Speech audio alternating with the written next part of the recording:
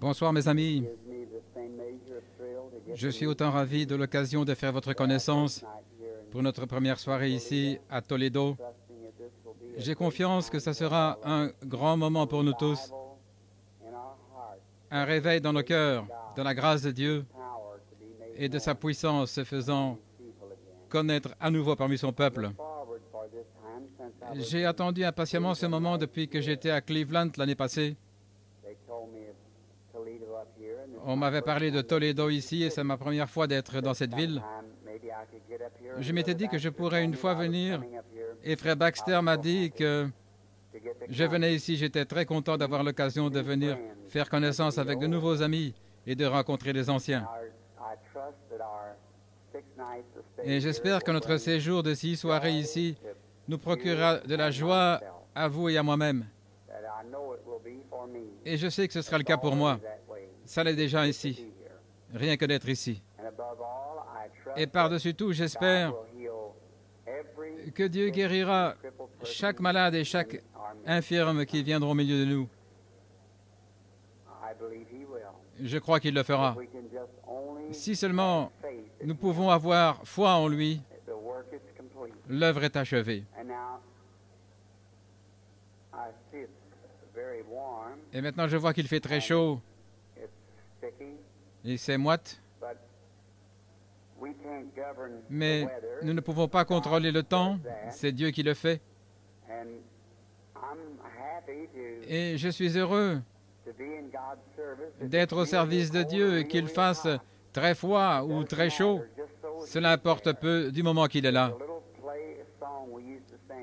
Il y a un cantique que nous chantions, c'est le ciel pour moi, où que je sois, pourvu qu'il soit là. Et je m'imagine que c'était l'une des plus glorieuses réunions que les enfants hébreux aient jamais eues, quand le Fils de Dieu était venu vers eux dans la fournaise ardente, sous cette chaleur-là. Et partout où il est, que ce soit dans la chaleur ou dans l'effroi, comme Daniel, la fosse au lion, où que ce soit, c'est le ciel, là où est Jésus. Et il nous a promis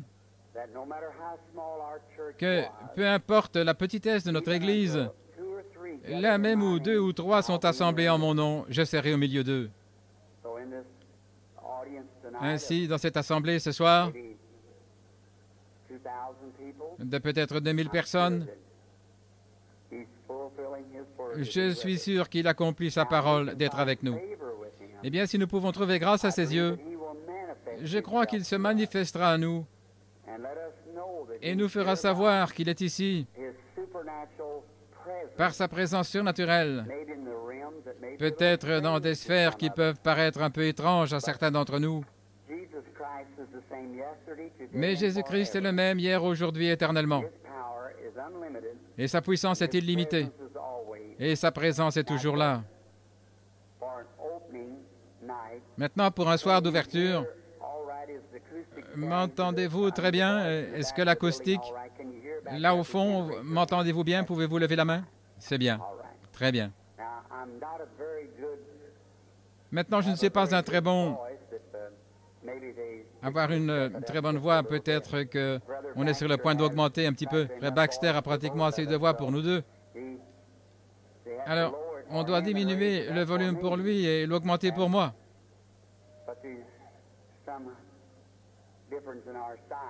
Nous avons des tailles différentes.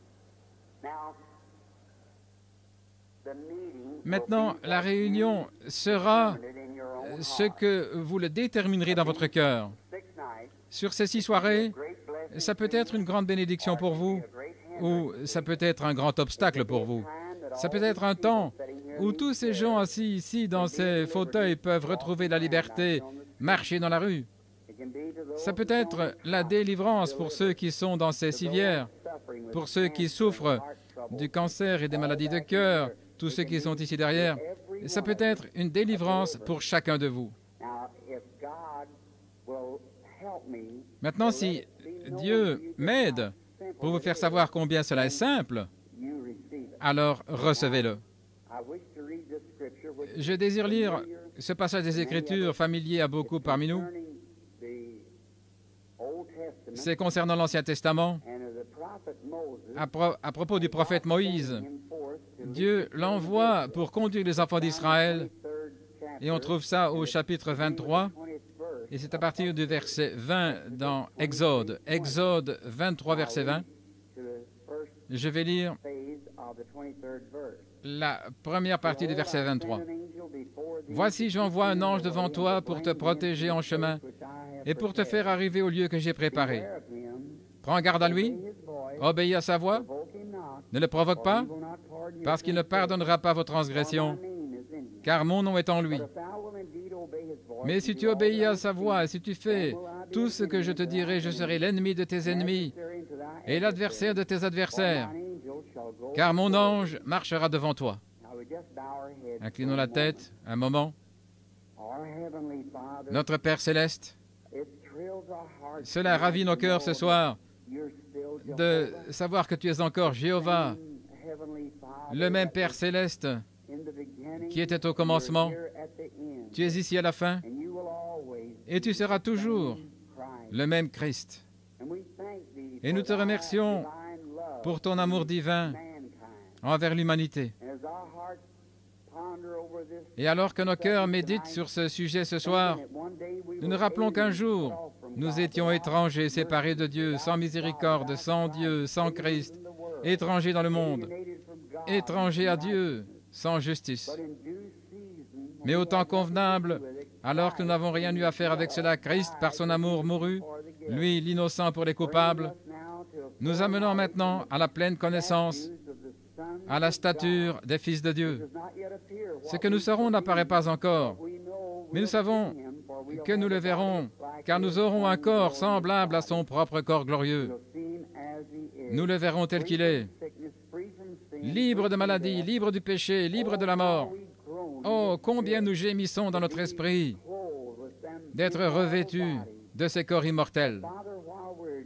Mais Père, pendant notre voyage, ce pèlerinage de la vie, criant à gauche et à droite, jetant la bouée de sauvetage, amenant les autres à la connaissance de la grâce salvatrice du Fils de Dieu, nous avons besoin de ton aide. Nous avons besoin, et nous savons que tu as pourvu à une voie pour cela. Et Dieu bien-aimé, je te prie de te manifester au cours de ces prochaines soirées dans cet auditorium, afin que tu te manifestes d'une certaine manière, au point où il n'y aura aucun malade ni aucune personne faible parmi nous. Oh Dieu, j'ai 2 séries de réunions de plus après le programme, avant mon départ pour l'Afrique noire, et Seigneur, ici dans ma propre patrie que j'aime. Oh Père Dieu, déverse tes bénédictions d'une double portion. Accorde-le, Seigneur. Et ce soir, dans cette ville où nous sommes venus pour la première fois,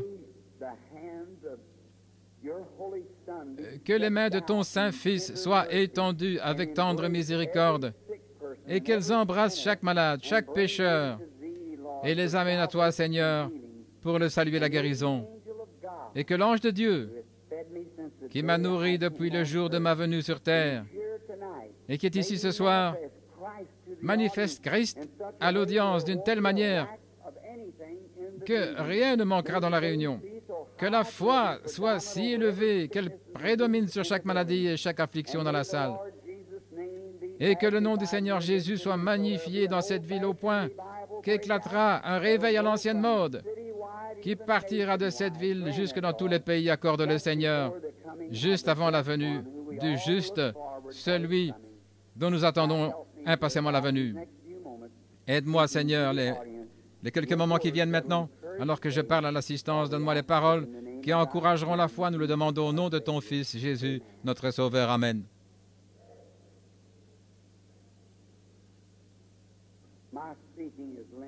Mon langage est limité.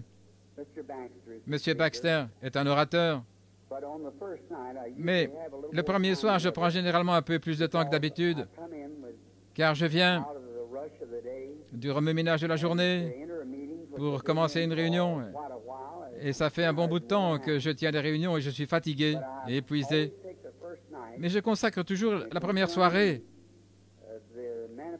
à la manifestation de l'Esprit, afin que je puisse le dire personnellement aux gens. Et je demande à mon assistance chaque premier soir de bien vouloir m'aider Alors que j'essaie ce soir d'amener les gens, premièrement, à voir l'arrière-plan de tout ce que cela signifie.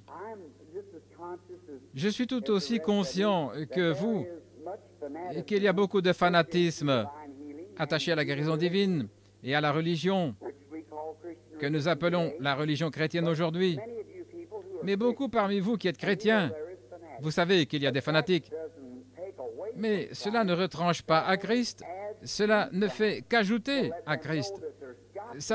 Faire savoir aux gens qu'il existe un réel et authentique Saint-Esprit à partir duquel une contrefaçon est faite. S'il n'y a pas de vrai, alors la contrefaçon sera le vrai. Autrement dit, si vous voyez un faux dollar, un faux billet d'$1, il doit y avoir un vrai à partir duquel celui-là a été contrefait, sinon ça serait l'original et le vrai. Donc quand vous voyez quelqu'un qui ne mène pas la vie d'un chrétien, confesser cependant être un chrétien et ne pas agir comme un chrétien, mais prétendre simplement l'être et mener ce genre de vie, vous savez que derrière cela, il existe un chrétien véritable et authentique quelque part. Il y a beaucoup de choses qui sont incluses dans l'acte de la guérison divine, qui ne sont pas le fait de Dieu. Mais derrière tout cela, cela prouve qu'il existe un véritable et authentique Dieu, une fontaine ouverte de la guérison divine. Vous n'êtes pas ici ce soir, je ne pense pas, rien que par curiosité. Si c'est le cas, évidemment, Dieu veillera à ce que votre curiosité soit satisfaite. Je l'espère et je le crois. Maintenant, j'aimerais dire premièrement que la guérison divine, l'unique moyen d'aborder tout ce qui représente Dieu, c'est avec douceur et bon sens et sur la base solide de la parole de Dieu. Si cela est établi sur autre chose que la parole de Dieu, c'est une erreur. C'est faux. Ne perdez pas de temps avec ça. Et si ce n'était pas dans la parole divine de Dieu ce soir, et que cela ne pouvait pas être prouvé que c'est la volonté divine de Dieu selon sa parole, alors je n'aurais rien du tout à faire avec cela. Et je préférerais mourir comme un pécheur plutôt que comme un hypocrite ou un séducteur. Je pense que j'aurais une meilleure opportunité s'il y en a une après la mort. En fait, je ne crois pas qu'il y en ait. Mais s'il y en avait, j'aurais une meilleure conscience d'affronter Dieu et de dire « Oh Dieu, je n'ai simplement pas cru en toi et j'ai simplement laissé cela aller », plutôt que de le rencontrer en hypocrite. Je crois que les Écritures déclarent qu'il vaut mieux être un incroyant plutôt qu'un hypocrite. J'aime Christ et je peux être rejeté en ce jour-là. Mais depuis que j'ai été sauvé, il y a quelque chose dans mon cœur. Je crois que s'il apparaissait ce soir et qu'il disait « Je ne peux pas te recevoir au ciel, tu dois t'en aller et descendre au même lieu que le diable », si c'est possible que je me souvienne de lui pendant que je serai là, je crois que l'amour que j'ai dans mon cœur brûlera pour lui si j'étais là en bas, pour ce qu'il a représenté pour moi. Je peux ne pas avoir une grande connaissance de la parole et autres, mais dans mon cœur, j'ai pour lui un amour que je ne peux pas exprimer. Pour moi, il vaut plus que la vie. Maintenant, la guérison divine est basée sur sa parole. Et nous savons que Dieu est souverain. Les gens pensent que Dieu peut faire tout ce qu'il veut. Dieu ne peut pas faire n'importe quoi. Dieu est tenu à sa parole. Dieu ne peut pas mentir. La Bible déclare qu'il ne le peut pas. Il y a donc une seule chose que Dieu ne peut pas faire. Et quand Dieu dit quelque chose et fait une promesse, Dieu ne peut pas se rétracter sur cette promesse car il est Dieu et il est souverain. Il ne peut pas se rétracter sur cette promesse. Combien croient que c'est la vérité? Donc il ne devrait plus y avoir d'arguments, de contestation, si je peux prouver cela, ou n'importe quel prédicateur de l'Évangile peut prouver que la guérison divine est incluse dans l'expiation. Il a été blessé pour nos péchés, c'est par ses meurtrissures que nous sommes guéris. C'est réglé juste là. Donc si ce n'était pas dans l'expiation que la parole de Dieu le disait, ce serait de toute façon vrai. Dieu est tenu envers sa parole. Dieu est obligé envers... L'autre jour, frère Baxter a donné la plus belle illustration que j'ai jamais entendue. Il a dit, dans un certain pays, il y avait un roi juste. Et ce roi allait exécuter un esclave. Et les lois de ce pays prévoyaient que c'était au roi de tuer cet esclave. Et l'esclave était debout devant le roi, tremblant et nerveux. Alors le roi dit, « Que demandes-tu avant que je te tue ou avant que la vie te soit ôtée ?» Il a dit un verre d'eau. Et le roi lui a donné un verre d'eau. Il était là debout. Il était nerveux. Il n'a pas pu mettre ça à la bouche. Ça se déversait. Il a dit, « Maintenant, écoute, redresse-toi. » Il a dit, « Je ne vais pas t'ôter la vie avant que tu boives cette eau-là. » Et l'esclave a levé les yeux vers lui. Il a répandu l'eau par terre. Maintenant, le roi a dû le laisser partir, car sa parole, il était un roi juste. Il était un homme de bien. Et Dieu est plus qu'un homme de bien. Il est souverain. Et quand il dit dans sa parole, « Tout ce que vous demanderez en priant, croyez que vous l'avez reçu. » Il s'agit de tout ce que vous demanderez. Voyez. Vous ferez aussi les œuvres que je fais, car je m'en vais au Père. C'est vrai, il ne peut pas se rétracter là-dessus. C'est vrai, Dieu a fait la promesse.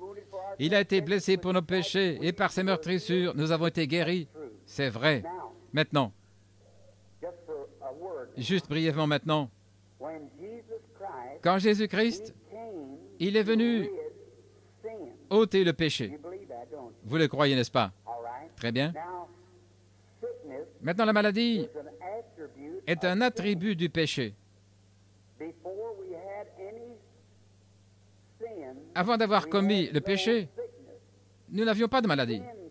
La maladie est venue après le péché comme un attribut du péché. Nous le savons tous. Toute maladie, ce ne sont peut-être pas vos péchés à vous, c'est soit direct ou indirect. Il se peut que vous ayez hérité ça quelque part, la faiblesse d'un membre de votre famille qui avait péché, et cela s'est transmis. Comme il est dit, chaque génération devient plus faible, mais cela est causé soit directement, soit indirectement par le péché.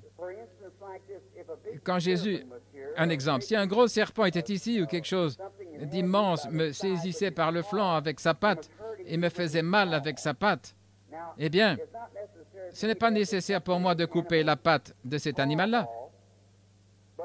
Mais si quelque chose le frappe à la tête et tue la tête, cela le tuera entièrement.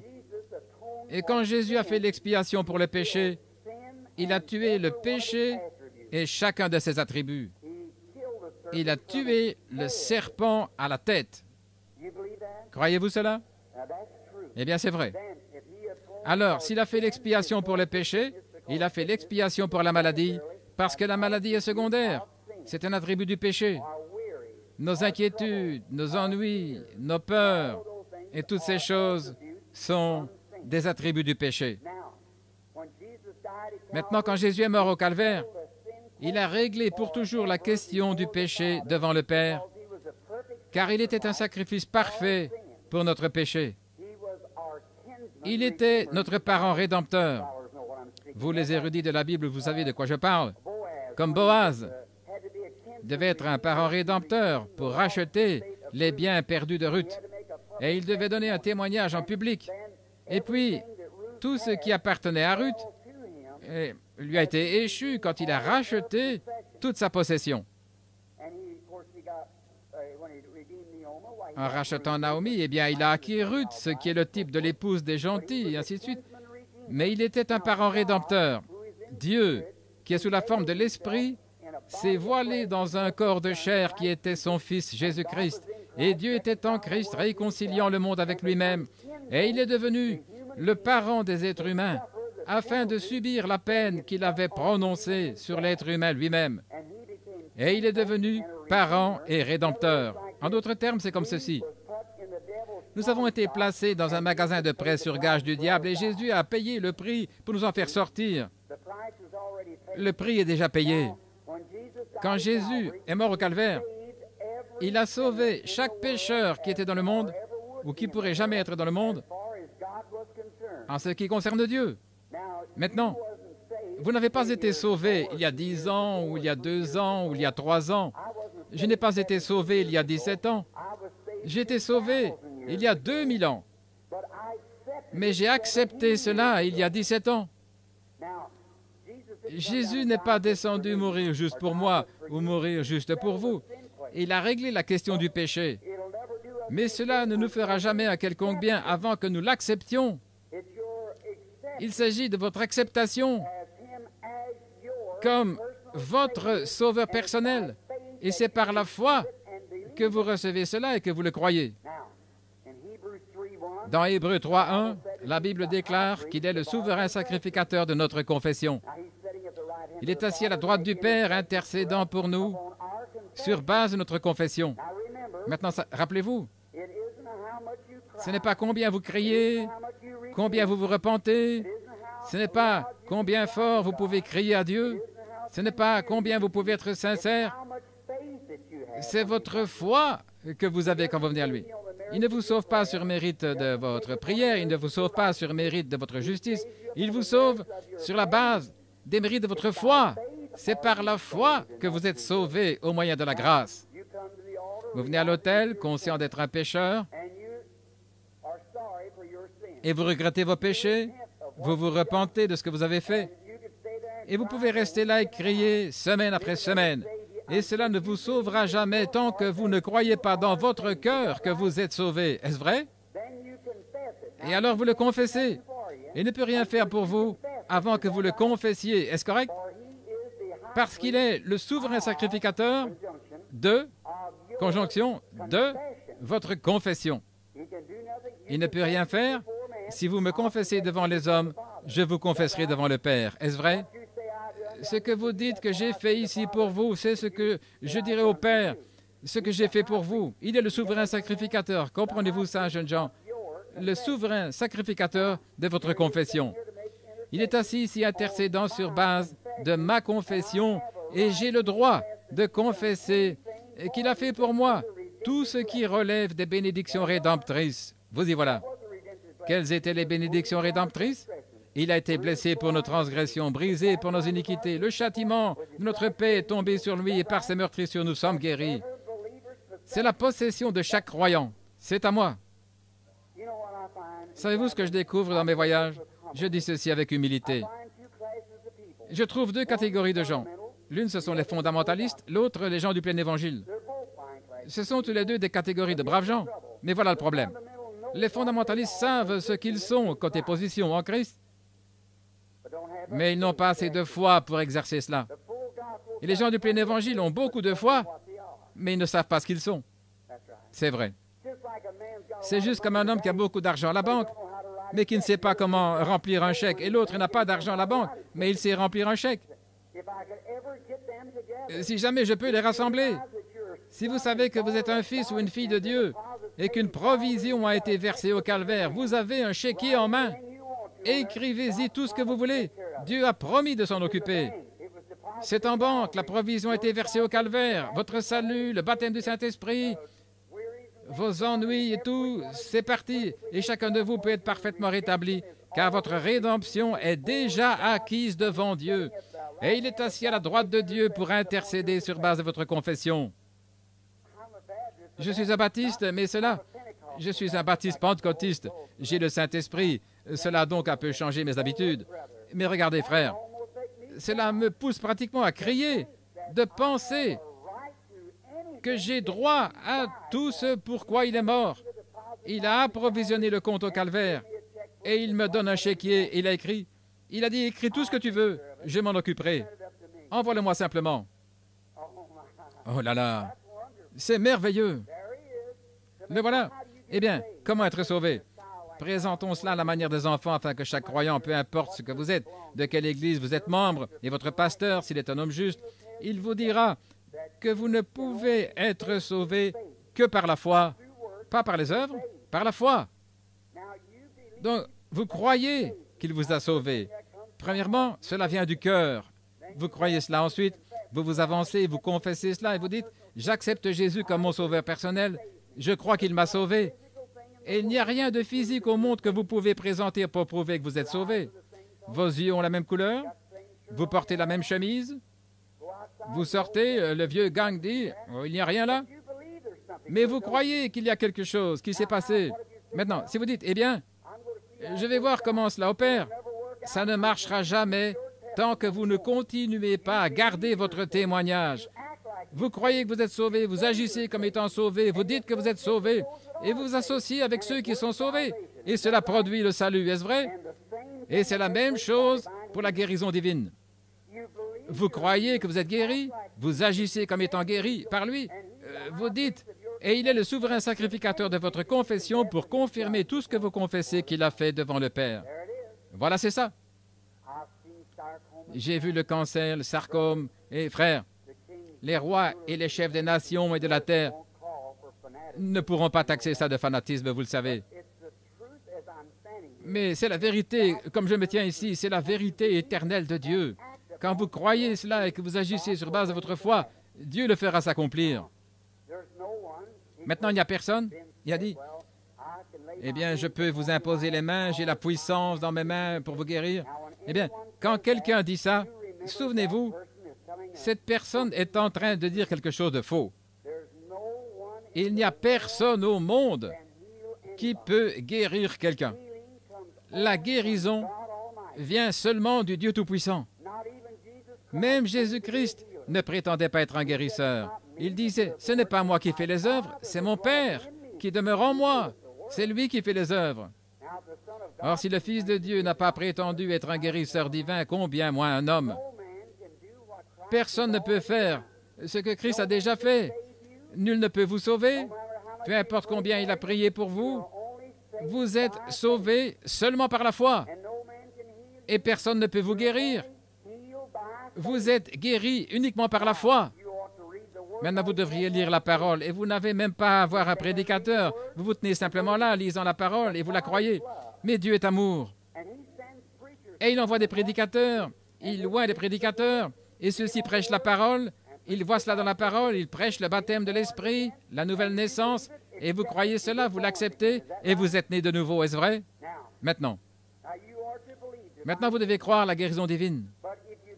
Mais si vous ne croyez pas la guérison divine, alors Dieu envoie des ministres pour prêcher la guérison divine. Vous l'acceptez, vous le croyez, vous êtes guéris. Eh bien, comme ces œuvres qui se passent depuis plusieurs années, Dieu, dans sa miséricorde, a fait autre chose pour nous, c'est-à-dire qu'il envoie son ange depuis la gloire pour manifester à son peuple le don prophétique de Dieu qui seul peut susciter la foi, l'élever au niveau où on peut être guéri ou accepter votre guérison de la part de Jésus-Christ. Maintenant, beaucoup parmi vous savent combien ont déjà entendu l'histoire au sujet de l'ange du Seigneur qui m'est apparu. Faites-moi voir les mains, pratiquement la moitié. Maintenant, chers amis chrétiens, tout le monde comprend maintenant clairement, avant d'aborder ceci et de commencer la ligne de prière, que je ne prétends pas être un guérisseur divin, qu'il n'y a rien du tout que je puisse faire pour vous, mon bien-aimé frère, ma sœur bien-aimée, si ce n'est prier pour vous. Et nul autre homme ne peut vous guérir. La guérison réside uniquement en Dieu. Combien le croient? La guérison réside uniquement en Dieu. Et je dis qu'elle est basée sur la parole de Dieu. Et toujours, la qualité se révèle à l'usage. Il y a tellement de gens qui sont guéris maintenant qu'il n'y a plus de doute, vous le savez. Littéralement des millions depuis les dernières années. Je crois que les dons et les appels sont sans repentance. Vous le croyez aussi. C'est vrai. Je ne crois pas que tout le monde est prédestiné, mais je crois que Dieu a prédestiné certaines choses à arriver, et cela arrivera. De même, je crois dans la grâce de Dieu. Je crois qu'il y aura une Église dans les derniers jours, une Église sans tache ni ride, et je crois qu'elle jouira de la sécurité éternelle devant Dieu et qu'il y aura une Église. Mais maintenant, qui en fera partie, ça je ne sais pas. J'espère que j'en ferai partie et que vous en ferez partie, mais je ne le sais pas, je vis seulement par la foi. Mais je crois qu'il y aura une Église. Elle sera en sécurité, sans tache ni ride. Qui en sont membres, je ne sais pas, mais je crois, conformément aux Écritures, que ce sont tous ceux qui sont nés de nouveau. Maintenant, guérir, et pour cette mission, je suis né dans l'État du Kentucky, dans les montagnes là-bas, dans une vieille petite cabane en rondin. Mon livre est là derrière, si ça vous intéresse de le prendre, et c'est très bien. Il raconte cette histoire. Et comme je disais, ma famille, très pauvre, autrefois avant, ils étaient des catholiques. Je suis irlandais de part et d'autre. Ma mère est une Harvey et mon père un Branham. L'unique interruption que j'ai eue dans le sang, là du tout, c'est quand mon grand-père a épousé une Indienne d'Oklahoma. Cela a causé une petite interruption, là, un peu de sang de couleur par l'Indien. Maintenant,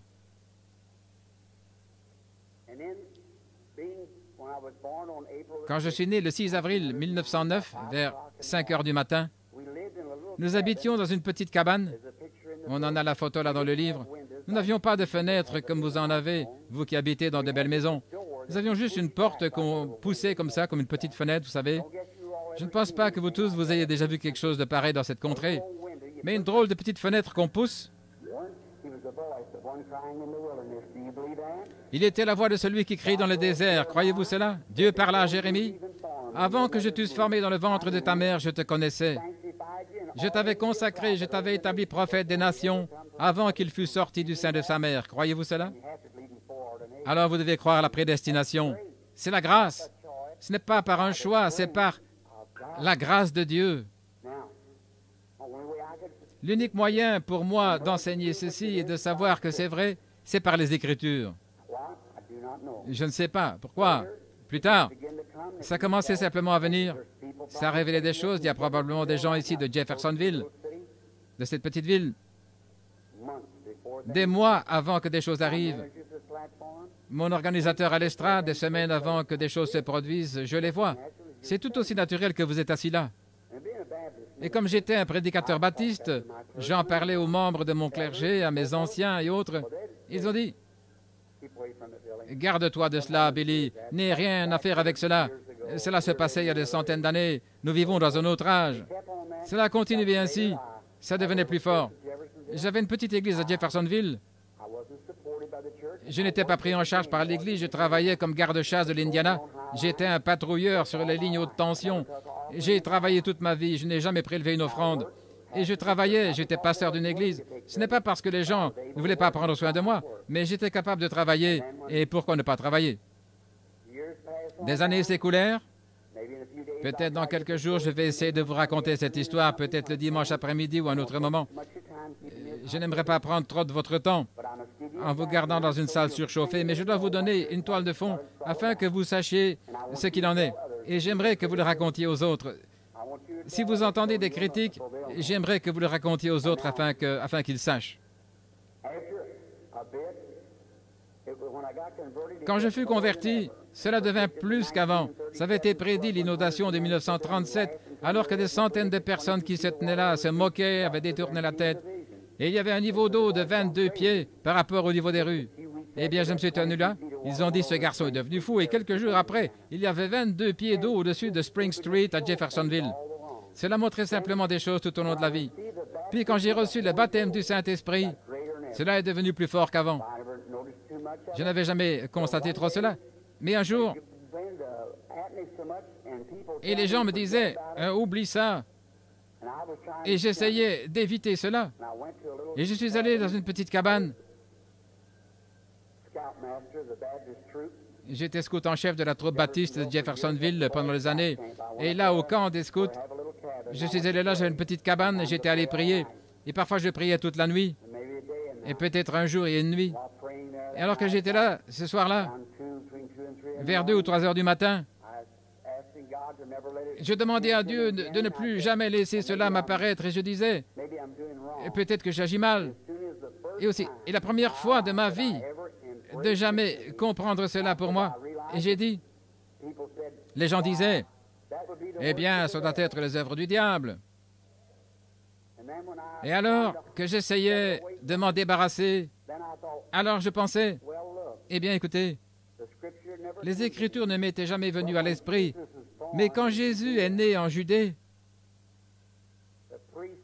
les sacrificateurs et les membres du clergé discutaient tous sur le genre de boutons qu'il leur fallait avoir à leur manteau, et les mages suivaient une étoile.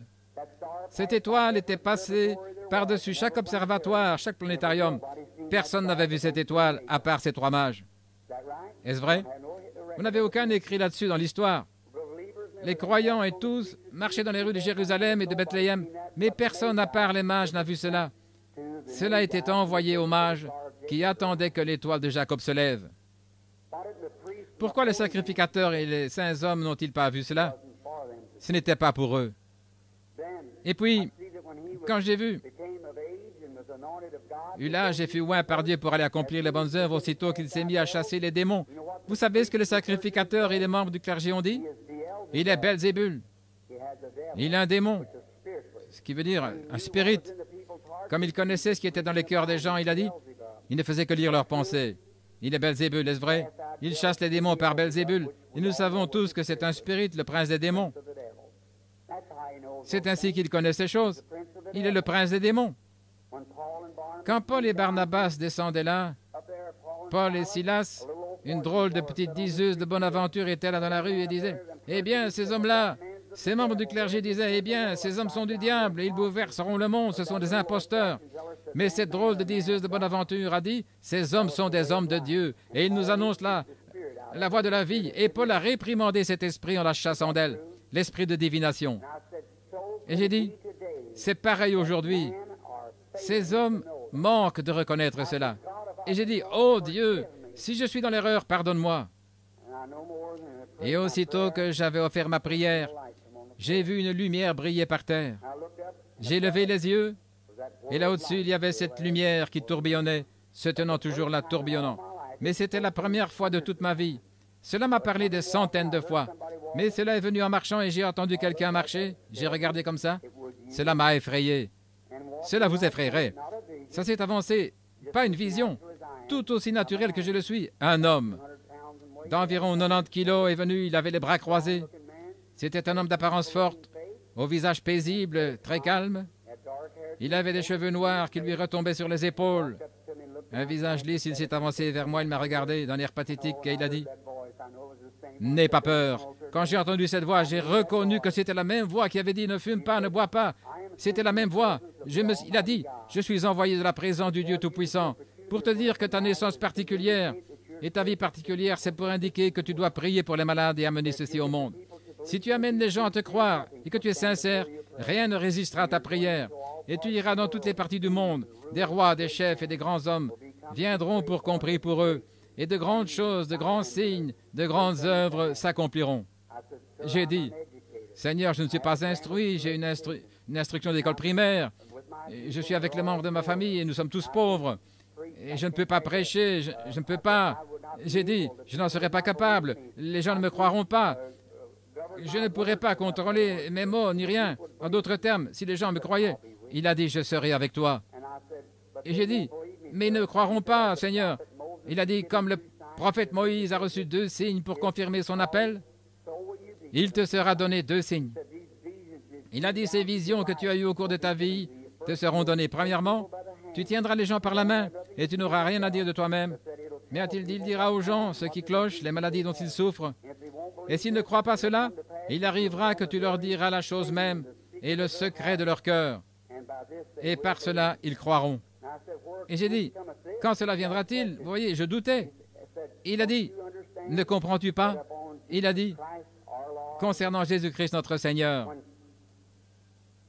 Quand Philippe trouva Nathanaël et que Nathanaël vint à lui, non pas pour croire, il a dit, « Voici un Israélite dans lequel vous connaissez l'Écriture. » Et Nathanaël a regardé, il a dit, « Comment as-tu connu, Rabbi? » Il a dit, « Avant que Philippe t'appelle quand tu étais sous l'arbre. » Et il est tombé sur sa face et l'a adoré en disant, « Tu es le Christ. » Pas de télépathie mentale là, pas Belzébul. Tu es le Christ, le Fils de Dieu vivant. Et quand la femme au puits, il lui a parlé un peu, il a capté son attention. Il a dit, « Va, appelle ton mari. » Il est allé droit à son problème. Elle a dit, « Je n'en ai point. » Il a dit, « Tu en as eu 5. » Elle a dit, venez voir un homme qui m'a dit, tout ce que j'ai fait, ne serait-ce point le Christ? Il savait où se trouvait un poisson qui avait une pièce d'argent dans sa bouche. Il ne prétendait pas faire quoi que ce soit. Quand il passa par la piscine de Bethesda, il y avait des boiteux, des estropiés, des aveugles, des paralytiques, peut-être 10 000. La Bible dit en grand nombre. Il y avait un homme couché là. Il souffrait peut-être de diabète. Il souffrait d'un problème depuis 28 ans et Jésus savait qu'il était couché là. Il a guéri ce seul homme et il a laissé le reste de la foule. Saint Jean 5, est-ce vrai? Et les Juifs l'ont interrogé au verset 19. Écoutez-le. En vérité, je vous le dis, le Fils ne peut rien faire de lui-même, mais ce qu'il voit faire au Père, le Fils aussi le fait pareillement. Mais tout ce que le Père fait, il le montre au Fils. Est-ce correct? Donc Jésus ne faisait rien de lui-même. Il avait des visions sur ce que Dieu faisait et Jésus le faisait. Est-ce vrai? Saint Jean 5, 19. Il y a beaucoup d'autres passages des Écritures qui vont de pair, nous le croyons. Il avait des visions. Par exemple, la résurrection de Lazare. Je te loue, Père, de ce que tu m'as déjà exaucé. Quand on a envoyé le chercher pour venir prier pour lui, il n'a pas répondu, il a continué son chemin. Il a dit, Lazare dort.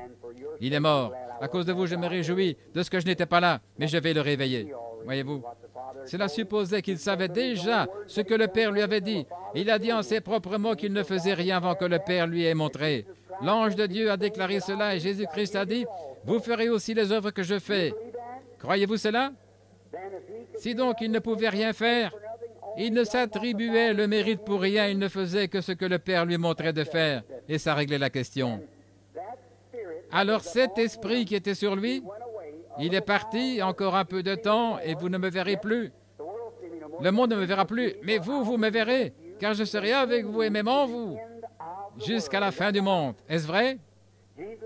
Jésus-Christ est le même, hier, aujourd'hui, éternellement.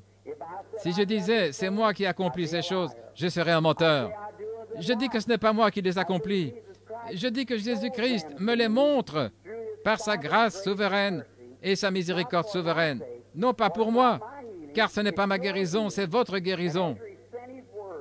Et après avoir envoyé ses paroles, ses prédicateurs, maintenant il a envoyé son don prophétique pour élever la foi des gens afin de les amener à croire en lui. Si ce n'est pas là de la miséricorde, si ce n'est pas là la grâce, je ne sais pas ce que c'est. Maintenant, si je venais vers vous ce soir, écoutez attentivement. Et si je venais vers vous ce soir et que je dise que j'ai l'esprit d'un criminel, John Dillinger, que cet esprit de John Dillinger est sur moi, vous vous attendriez à ce que j'ai de grosses armes, que je sois hors la loi comme lui. Si j'avais son esprit, c'est ce que je ferais. Savez-vous que Dieu ne retire jamais son esprit de la terre? Dieu retire son homme, mais jamais son esprit. Savez-vous cela? Dites, avant qu'il le retire Élie, une double portion de l'esprit d'Élie vint sur Élisée, est-ce vrai? Et plusieurs centaines d'années plus tard, il est venu sur Jean-Baptiste, est-ce vrai? Et il est prédit qu'il reviendra dans le dernier jour, est-ce vrai? Dieu retire son homme, mais pas son esprit. Son esprit reste ici. Quand l'esprit s'en ira, l'Église sera alors partie. Il n'y aura plus de salut, il n'y aura plus de soucis. La miséricorde sera terminée, l'esprit sera parti. Le Saint-Esprit qui était sur les apôtres est ici ce soir. Le même Saint-Esprit. Dieu retire son homme, mais jamais son esprit. Si je vous disais que j'avais l'esprit de ce célèbre hors-la-loi, vous vous attendriez à ce que j'agisse comme lui, que je sois loin comme lui. Si je vous disais que j'avais l'esprit d'un célèbre artiste, vous vous attendriez à ce que j'étende une toile par ici, que je reproduise ces vagues de l'océan et que je les peigne avec des écumes, là, comme un célèbre artiste, si j'avais son esprit. Et si je confesse avoir l'esprit de Jésus-Christ sur nous, nous devrions faire les œuvres que Jésus a faites. Jésus a dit qu'il ne pouvait rien faire avant que le Père lui montre. Quand l'ange du Seigneur est apparu à Moïse, ce n'était pas Moïse, c'était l'ange de Dieu. Qui était-il quand il était apparu? Une colonne de feu, est-ce vrai? Et il a conduit les enfants d'Israël. Chaque érudit sait que c'était l'ange de l'Alliance qui était Christ. Est-ce vrai? Et il est le même hier, aujourd'hui, éternellement. Et comme il conduisait l'Église là-bas, dans le corps naturel, il nous conduit aujourd'hui dans le corps spirituel. Et cet être surnaturel qui a été confirmé par des photos et l'association américaine, des photographes et par les examinateurs et tout, et ce qui est accroché ce soir, c'est l'unique fois qu'un être surnaturel ait jamais été photographié. Nous allons présenter ça plus tard. Il est ici avec nous ce soir. Maintenant, chrétiens et mes amis, je dis, je suis venu vers vous ce soir à Toledo au nom de Jésus-Christ, le représentant en tant que son humble serviteur. Je n'ai rien que je puisse faire de moi-même pour vous aider. Mais il est ici. Il est capable et disposé à accomplir des choses qui vous feront croire en lui et l'accepter. Si je parle et que ce que je dis ne s'accomplit pas, ne me croyez pas, car je serai dans l'erreur. Mais si je témoigne de quelque chose et que notre Père céleste témoigne et confirme que c'est la vérité, alors croyez en lui. Est-ce que c'est juste? N'importe qui peut venir ici et dire ceci ou cela. Eh bien, vous pourrez dire tout ce que vous voulez, si vous voulez être un faux témoin. Mais le fait que vous dites cela ne le confirme pas. Mais quand Dieu dit cela, ça se confirme étant ainsi. Que toute parole soit établie sur la déposition de 2 ou 3 témoins. Eh bien, je vous ai dit ce soir que notre Père céleste est apparu à ma naissance et qu'il m'a envoyé vous aider. Et je me tiens ici ce soir comme son serviteur pour vous aider. Ça peut ne pas être conforme à vos enseignements théologiques. Généralement, Dieu fait des choses contrairement à la façon dont les hommes se représentent la chose. Considérez ces sacrificateurs. Ils ne pouvaient pas croire que Jésus viendrait comme ça, dans une crèche. Et c'est ce qu'il a toujours fait. Et il l'a fait lors de la destruction antédiluvienne.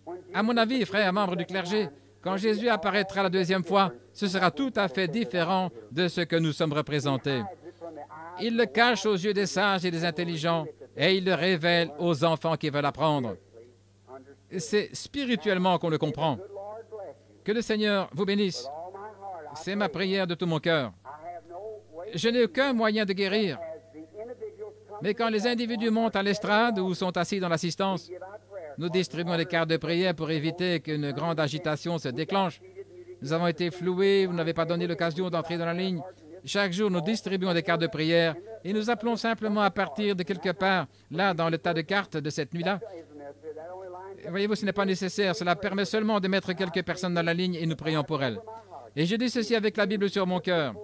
Si vous qui n'avez pas de carte de prière, avec ou sans carte, dans cette salle, si vous croyez de tout votre cœur que je vous ai dit la vérité et que vous acceptez Jésus-Christ comme votre guérisseur, Dieu me montrera dans l'assistance ce qui vous est arrivé.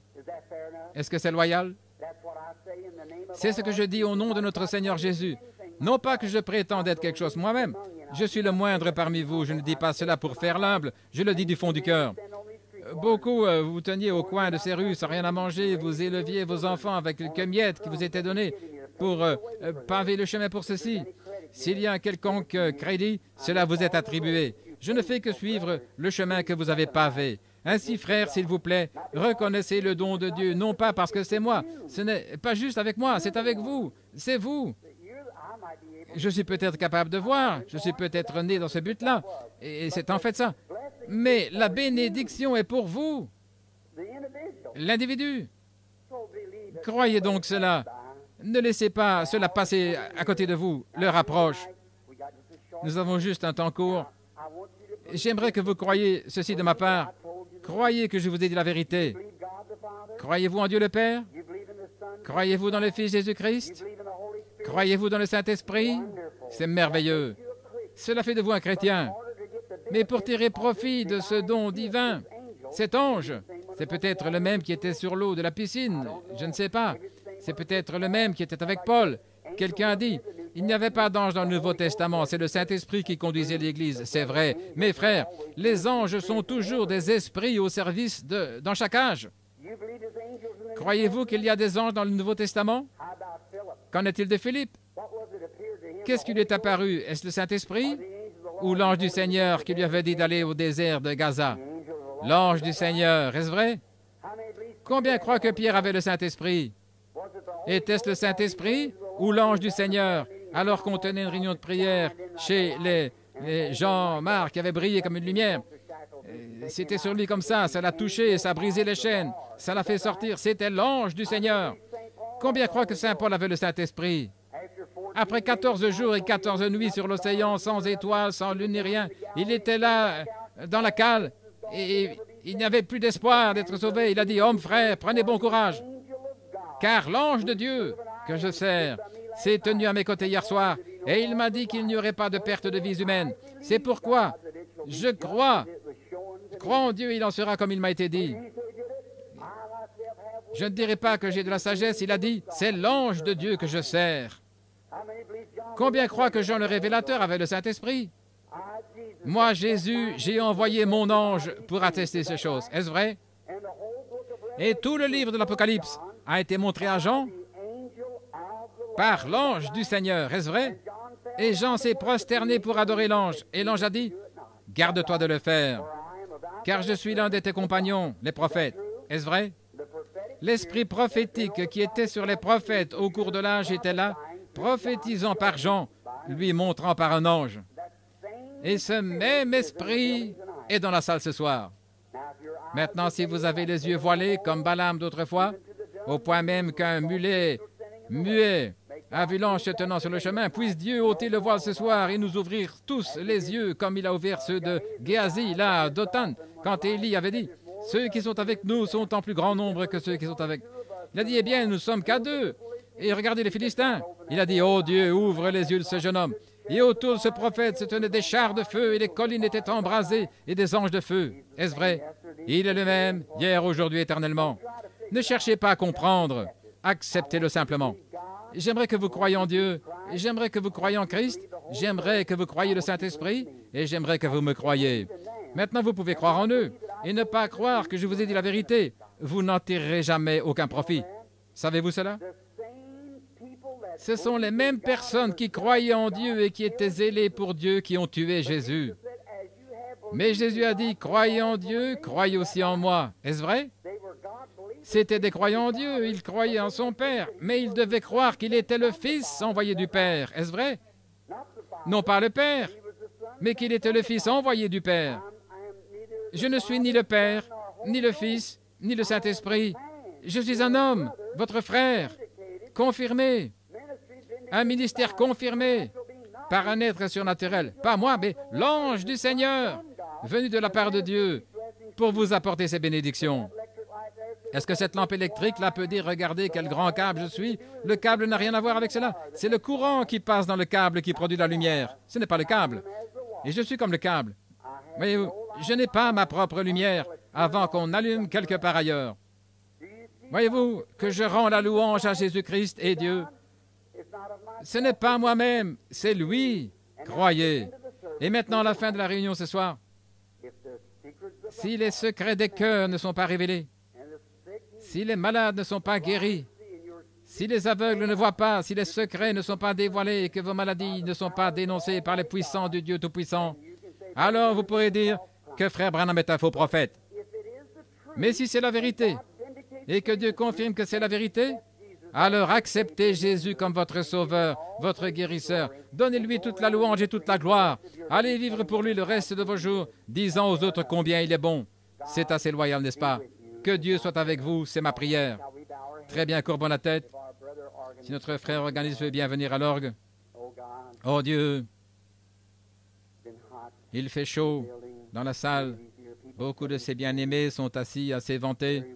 Il fait très chaud ici à l'estrade. Maintenant, Dieu bien-aimé, nous ne sommes pas ici pour être vus.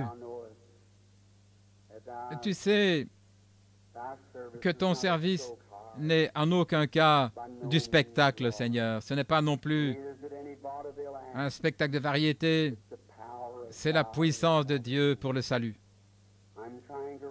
Je cherche à te représenter ce soir, Seigneur, par l'ange qui a été envoyé et qui m'a gardé jusqu'à ce jour, en disant à ces gens que tu es le même hier, aujourd'hui, éternellement. Je n'ai rien à faire de moi-même dans ces choses. C'est toi et ta miséricorde divine qui leur a été envoyée. J'ai fait tout ce que je sais faire, Père. Et je prie maintenant que l'ange qui a été avec moi au cours de l'âge s'approche maintenant de moi. Il y a beaucoup de malades assis ici, Père. Il y en a beaucoup dans l'assistance qui ont des besoins. Et je te prie d'être avec moi, de m'aider, de me révéler ce que je peux connaître, qui aiderait tes enfants à s'approcher un peu plus. Oh Dieu, accorde-le. Qu'il y ait une grande réunion pendant ces soirées, que les rues soient bondées, que des milliers viennent à ton Fils Jésus, que chaque fauteuil roulant soit vide, que chaque maladie du cœur soit guérie, chaque cancer, qu'une grande gloire soit là parmi les gens, et que chaque Église reçoive un grand réveil, car nous le demandons au nom de ton bien-aimé Fils Jésus-Christ. Amen.